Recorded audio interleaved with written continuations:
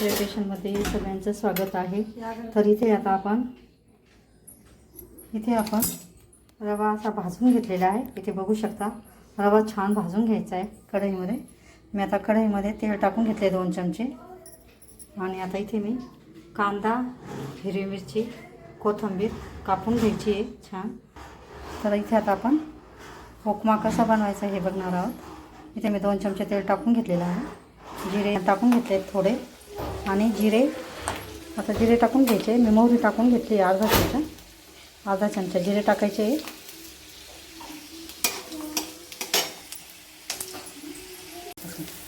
इथे बघू शकता मी 2 चमचे तेल टाकून घेतले, जिरे मोहरी फोडणी केली आणि कांदा परतून घेतला आहे। आता हिरवी मिरची टाकून घेतलेली आहे मी, कढीपत्ता टाकून घ्यायचा आहे, हिरवी मिरची आणि आता कोथिंबीर टाकून घ्यायची। मी प्रथम शेंगदाणे तेलात तळून घेतले, ते बाजूला काढून घेतले। आता ह्या फोडणीमध्ये आपण कोथिंबीर टाकून घ्यायची आहे।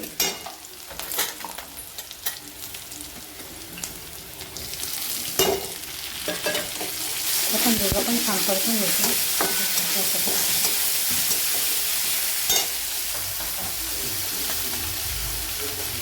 इथे मी पाऊण चमचा हळद टाकते।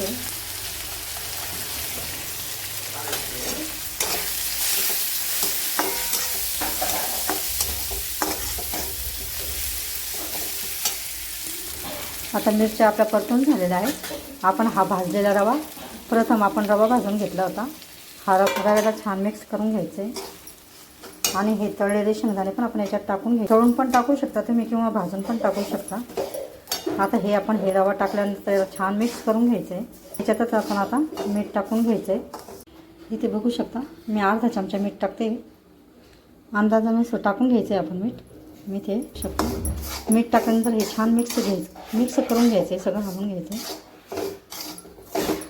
म्हणजे सगळं मीठ आपलं सगळं छान मिक्स व्हायला पाहिजे।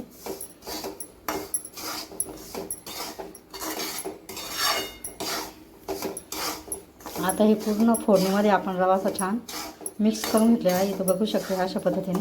आता याच्यात आपण थोडं गरम, आता याच्यामध्ये आपण हे पाणी टाकून घ्यायचं। इथे बघू शकता मी हे गरम केलेलं पाणी याच्यात टाकून घ्यायचं आहे। आपण मीठ टाकून सगळं मिक्स करून झाल्यानंतर इथे बघू शकता रवा बुडेपर्यंत आपण पाणी टाकून घ्यायचं आहे। आपला रवा बुडाला पाहिजे त्या पाण्यामध्ये, म्हणजे त्या पाण्यात आपलं तेवढं शिजून जातं। इथं 1.5 तांब्या मी पाणी घेतलेलं आहे गरम करून, म्हणजे ह्या पाण्यामध्ये आपला रवा असा छान फुगतो आणि शिजतो पण पाणी टाकल्यानंतर याला लगेच आपण असं मिक्स करून घ्यायला पाहिजे। असं हलवत राहायचं आहे सतत,